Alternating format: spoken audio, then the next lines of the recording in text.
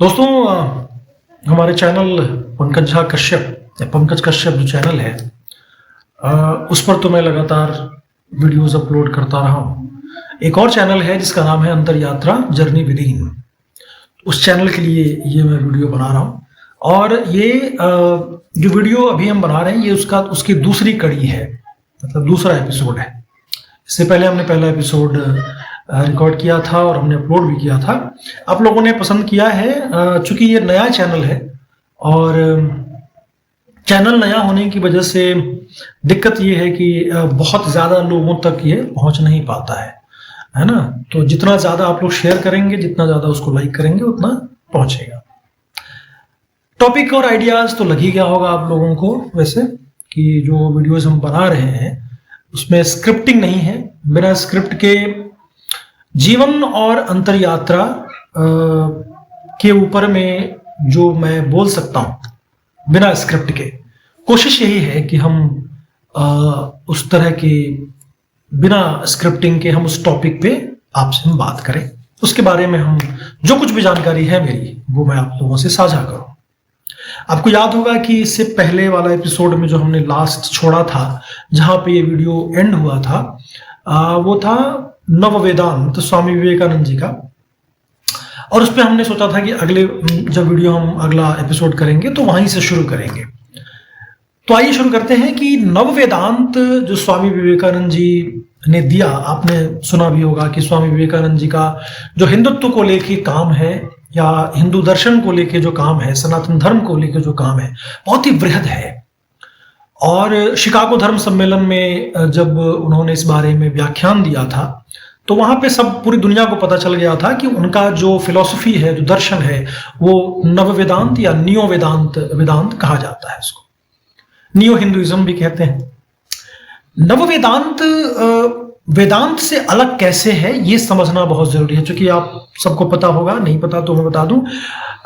जगत गुरु आदि शंकराचार्य जी ने वेदांत प्रतिपादित किया। जो षड दर्शन है, 6 दर्शन जो हिंदू फिलॉसफी में है, उसमें जो वेदांत एक दर्शन है, उसका जो प्रतिपादन है वो जगत गुरु आदि शंकराचार्य जी ने किया था।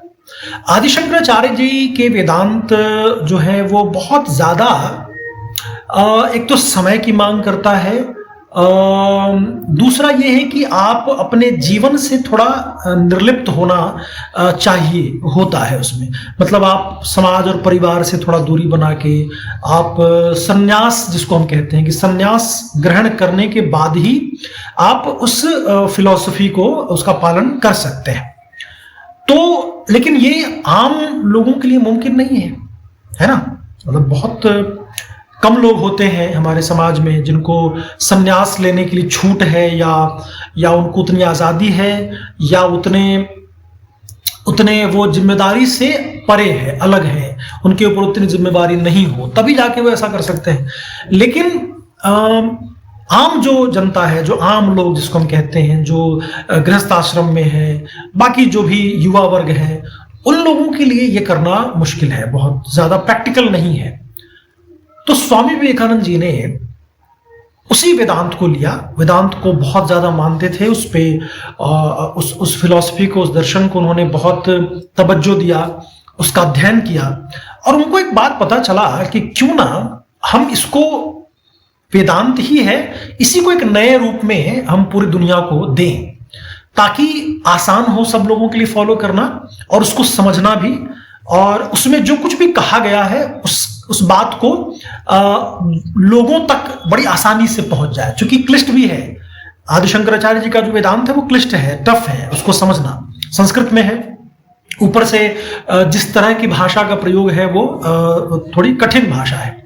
तो स्वामी विवेकानंद जी ने उसको आसान बनाने की कोशिश की। अब आसान बनाने में उन्होंने क्या क्या किया इसको समझना जरूरी है। जैसे मैंने कहा कि आम लोगों से जैसे संन्यास ग्रहण करना, तो स्वामी विवेकानंद जी ने कहा कि संन्यास क्यों लेना, जब समझना है दर्शन को तो हम परिवार में रह के भी। सबसे पहले उन्होंने एक बड़ी बात कही कि अध्यात्म तो अपनी जगह है, लेकिन अगर भूखे पेट है तो भजन नहीं होता, जैसे आपने सुना भी होगा। तो अगर आपके पास पैसे ना हो, अगर आपके पास भूख लगी हो, आपको आप समृद्ध ना हो आर्थिक रूप से, तो फिर संन्यास और अध्यात्म की बात कैसे करेंगे। तो उन्होंने इसके लिए ये कहा कि सबसे पहले हमारे समाज में आर्थिक समृद्धि का होना बहुत जरूरी है। आप पढ़ लिख के एक नौकरी ले लें, आप पढ़ लिख के कुछ ऐसा काम करें जिससे कि अर्थोपार्जन हो, धनोपार्जन हो, फिर जाके आप अध्यात्म की तरफ निकलें। अध्यात्म का मतलब ही होता है अपने आत्मज्ञान जो होता है उसको हम अध्यात्म कहते हैं। तो आत्मज्ञान की प्राप्ति के लिए तभी आप निकलेंगे उस तरफ, वो जो जर्नी है वो तभी करेंगे जब आप आर्थिक रूप से समृद्ध होंगे और शक्तिशाली होंगे। मतलब आपका दिमाग जो है वो अर्थ के उस चक्कर में ना हो, मतलब उससे आप परे हो कि बहुत ज्यादा उसी में उलझे हुए होंगे, तो फिर आप अध्यात्म की बात नहीं कर सकते। तो एक तो वो था। दूसरा नव वेदांत का है कि समाज में जातिवाद जो है उसको स्वामी विवेकानंद जी ने कहा कि हर इंसान एक है, बराबर है, हम उसी ईश्वर के अंश हैं, तो कोई जाति पाति कुछ नहीं होता है।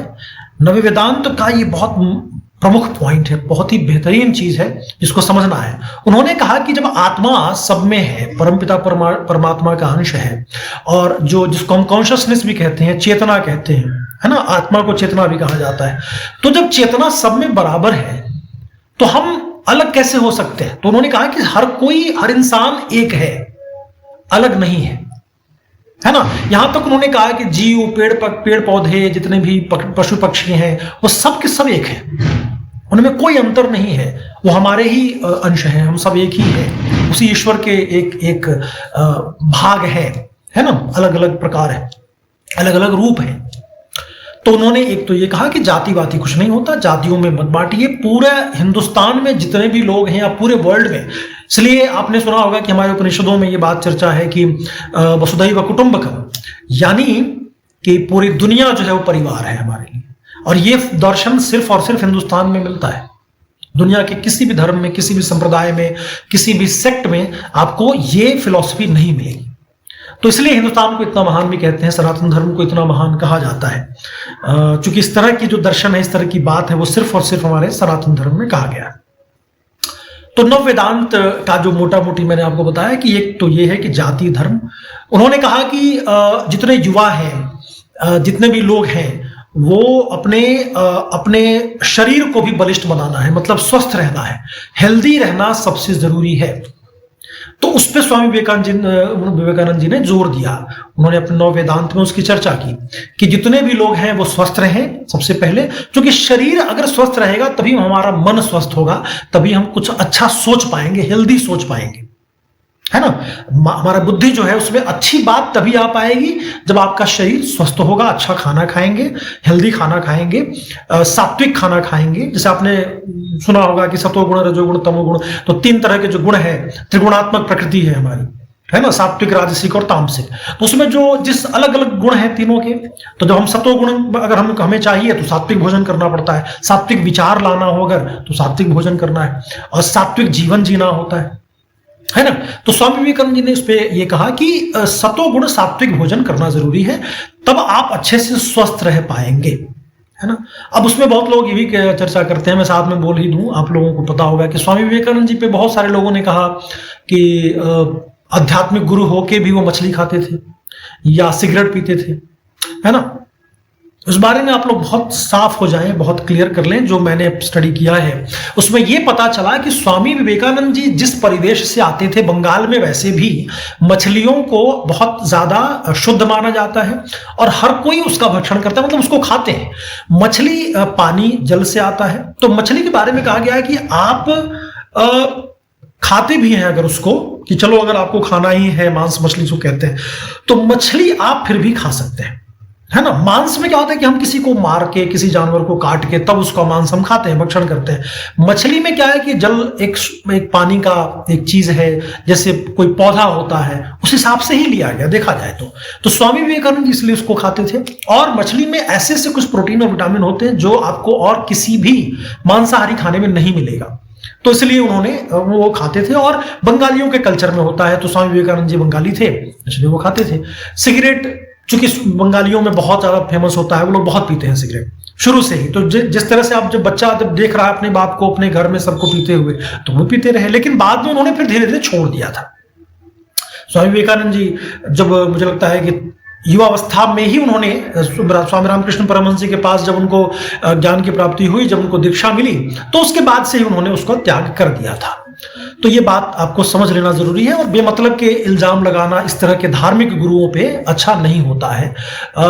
ये हम अपनी बुद्धि से सोचते हैं कि भाई हमारी जो सीमित बुद्धि है, जो लिमिटेड हमारे सेंस ऑर्गन्स है, उससे चीजों को देखते हैं, समझते हैं, तो वो उस तरह समझ को थोड़ा बढ़ाना जरूरी है, वृहत करना जरूरी है कि भाई हम खाते हैं तो भी खाते होंगे, ऐसा कुछ नहीं है। जैसे राम के बारे में, चलिए अब हम थोड़ा सा आगे बात कर लेते हैं राम के बारे में। आजकल राममय हुआ पड़ा है पूरा देश, हर जगह राम की चर्चा है, हर कोई राम राम कह रहा है। राम, एक बात को समझना जरूरी है कि राम जो है वो इंसान नहीं है।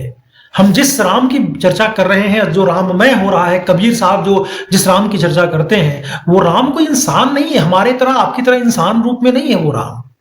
वो राम, जिस राम की बात करते हैं, वो राम जो रमनते तत्र, जो हर जगह रमने वाला हो, जो सब में रमता है, वो राम है। तो हम उस राम की चर्चा बार बार करते हैं कि हाँ राम जी थे, उनकी शादी सीता से हुई और शादी के बाद 2 बच्चे हुए, उसके बाद ये हुआ वो हुआ, जो घटनाएं होती हैं, उन घटनाओं के परे जाके समझना जरूरी है कि भाई राम है कौन असली में, ओरिजिनली। तो हम इंसान अपने इंसानी रूप में जो है वो सोचते हैं, जिसकी चर्चा हम कर रहे हैं। अब मंदिर बन रहा है, एक बहुत अच्छी बात है, जिसमें प्राण प्रतिष्ठा हो रहा है, जो मूर्ति स्थापित की जा रही है, वो मूर्ति क्या है? वो आत्मा है ना। किसी भी ईश्वर को अगर हम मूर्ति के रूप में स्थापित करें, तो जो मंदिर है वो शरीर होता है उनका, और जो मूर्ति है वो आत्मा है, उनकी जान है, कह सकते हैं। तो राम को समझना जरूरी है। राम को कभी भी संप्रदाय में या राजनीति करने के लिए इस्तेमाल ना करें। सबसे पहले इस बात को समझें कि हर कोई राम राम कर रहा है, लेकिन उसके साथ में बहुत सारी चीजें की जा रही हैं, राजनीति हो रही है, धर्म को लेके दूसरे धर्म को हम गाली दे रहे हैं या उसका तिरस्कार नहीं करना है। ये हमारा सनातन धर्म नहीं है ना। और अगर राम होते तो वो भी वैसे ही करते। आपको यही पता होगा कि आप अगर बहुत सारे रिपोर्ट्स देख रहे होंगे मीडिया चैनल्स पे, उस पे तो यूपी में बहुत सारे मुसलमान हैं जो अपने आप को राम के वंशज मानते हैं। क्योंकि उसका कारण ये है कि हिंदुस्तान में जितने मुस्लिम हैं, मतलब 99% आप कह सकते हैं, वो कन्वर्टेड है। पहले वो हिंदू थे, बाद में उनको कन्वर्जन कराया गया। जो मुगल आए तो डरा के धमका के उनको हिंदू से मुसलमान बनाए। तो मुस्लिम कभी भी ओरिजिनल नहीं है। मुगलों का जो एक खानदान यहाँ रह गया, वो थोड़े से बचे हुए हैं, तो वो ओरिजिनल मुस्लिम आप कह सकते हो उनको। लेकिन जो मेन यहाँ हिंदुस्तान में जो मुस्लिम है वो कन्वर्टेड है। तो मतलब उनके पूर्वज हिंदू थे, तो जब पूर्वज हिंदू थे तो राम के वंशज हैं, हम कह सकते हैं, है ना। तो वो समझना जरूरी है। तो 22 तारीख को बेसिकली प्राण प्रतिष्ठा होगी। सब आप लोग बहुत उत्साहित होंगे, ये एक अच्छी बात है। लेकिन हमारा जो अध्यात्म पे इस तरह की चर्चा है, जो हम चर्चा करते आ रहे हैं, वो चलता रहेगा। वीडियोस को आप लोग देखिए। कोई भी सवाल हो वो कमेंट में आप लोग लिखिए, उस सवाल का उत्तर हम देंगे। क्योंकि अभी ये दूसरा ही एपिसोड है, तो मुझे पता है कि थोड़ा टाइम लगेगा, धीरे धीरे आप लोगों तक पहुंचेगा, ज्यादा से ज्यादा लोगों तक। चैनल को भी सब्सक्राइब कर लें अगर नहीं किए हैं तो। और दूसरा ये है कि अंतरयात्रा एक और चैनल था इससे पहले, जो हमने 1.5-2 साल वीडियोस बनाए थे, और वो उसको टर्मिनेट कर दिया था यूट्यूब ने, वो ओशो के वीडियोस की वजह से। तो फिर से हमारी एक कोशिश है कि उसी चैनल को फिर से एक नया रूप देके एक नया चैनल हमने शुरू किया है। तो आप लोगों का सपोर्ट बहुत जरूरी है। तो चलिए आज के लिए इस एपिसोड में इतना ही। अगले एपिसोड में मिलते हैं एक और नए टॉपिक के साथ, और अध्यात्म और जीवन की बहुत सारी बातें करते रहेंगे आगे। नमस्कार।